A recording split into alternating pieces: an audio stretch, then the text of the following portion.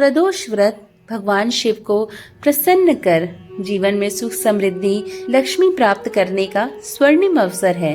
प्रदोष काल में शिव पूजन अत्यंत लाभदायक होता है। रावण के पास जितनी भी धन संपदा थी वह सब शिव कृपा का ही प्रताप था। रावण प्रदोष काल में शिव को प्रसन्न कर सिद्धियां प्राप्त करता था। धर्मशास्त्रों में लक्ष्मी प्राप्ति हेतु गन्ने के रस द्वारा शिव जी का रुद्राभिषेक प्रदोष काल में करने का निर्देश दिया गया है। प्रदोष काल में भगवान शिव के साथ अन्योन्याश्रित संबंध है। प्रदोषो रजनी मुखम, रात्रि के प्रारंभ की बेला प्रदोष नाम से संबोधित की जाती है। रात्रि शिव को विशेष प्रिय है। मुख्यतर प्रदोष का अर्थ है रात्रि का प्रारंभ। प्रदोष व्रत स्त्री पुरुष दोनों कर सकते हैं।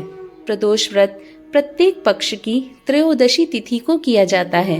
इसके उपासक देव भगवान शंकर हैं। प्रदोष काल में महादेवी का भी पूजन विधिवत किया जाता है। इसमें व्रती को सायकाल शिव जी का पूजन करके ही भोजन करना चाहिए। धन संपत्ति प्राप्ति के लिए प्रदोष काल में शिव तांडव स्तोत्रों का पाठ विशेष लाभदायक होता है। लंकापति रावण शिव जी का अनन्य भक्त था और रावण ने शिव को प्रसन्न कर लंका की सोना तथा अथाह धन संपदा तथा सिद्धियां प्राप्त की थी। स्थिर लक्ष्मी प्राप्ति एवं कष्टों से निवृत्ति के लिए शिव तांडव का पाठ अचूक उपाय है। प्रदोष काल में पूजा करके रावण कृत शिव तांडव स्रोत जो पढ़ता है भाव भक्ति से वह सर्वत्र विजयी होता है। धर्मशास्त्रानुसार प्रदोष अथवा त्रयोदशी का व्रत मनुष्य को संतोषी एवं सुखी बनाता है। इस व्रत के पुण्य प्रभाव से सुहागन स्त्रियों का सुहाग अटल होता है। जो स्त्री पुरुष जिस कामना को लेकर इस व्रत को करते हैं उनकी सभी कामनाएं कैलाशपति शंकर पूरी करते हैं। सूत जी के कथानुसार त्रयोदशी का व्रत करने वाले को 100 गाय दान करने का फल प्राप्त होता है। इस व्रत को जो विधि विधान और तन मन धन से करता है उसके सभी दुख दूर होते हैं। आइए अब प्रदोष काल की पूजा का विधि विधान भी जान लेते हैं। प्रातः काल स्नान आदि से पवित्र होकर शिव स्मरण करते हुए निराहार रहें। सायकाल सूर्यास्त से 1 घंटा पूर्व पुनः स्नान करके गंध, मदार पुष्प, बिल्वा पत्र, धूप दीप और नैवेद्य आदि पूजन सामग्री एकत्र कर लें।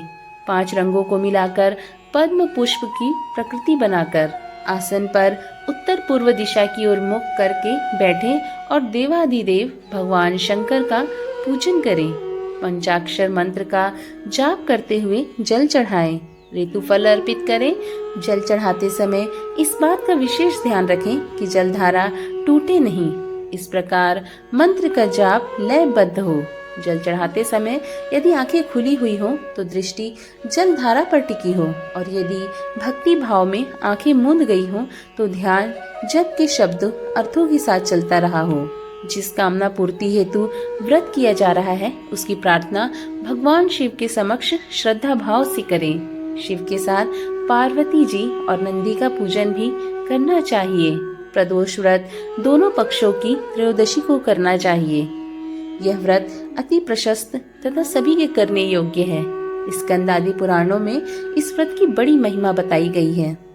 आइए अब इस व्रत का उद्यापन विधि भी जान लें। विधि विधान से इस व्रत को करने पर सभी कष्ट दूर होते हैं और इच्छित वस्तुओं की प्राप्ति होती है। व्रत रखने वाले को 11 त्रयोदशी अथवा वर्ष भर की 26 त्रयोदशी के व्रत करने के उपरांत उद्यापन करना चाहिए। उद्यापन के 1 दिन पहले घर में गणेश पूजन कर भजन कीर्तन करना चाहिए। दूसरे दिन सुबह शुद्ध होकर शिव पार्वती की प्रतिमा स्थापित कर उनका षोडशोपचार विधि से पूजन करें। ओम उमा सहिताय नमः शिवाय मंत्र बोलते हुए 108 बार खीर की अग्नि आहुति देनी चाहिए। हवन के बाद किसी श्रेष्ठ ब्राह्मण या आचार्य को भोजन कराकर यथाशक्ति दान दक्षिणा देकर विदा करना चाहिए। ऐसा करने वाला व्रती इस लोक में धन धान्य पुत्र पुत्री इत्यादि का सुख भोग कर अंत में मोक्ष पा जाता है।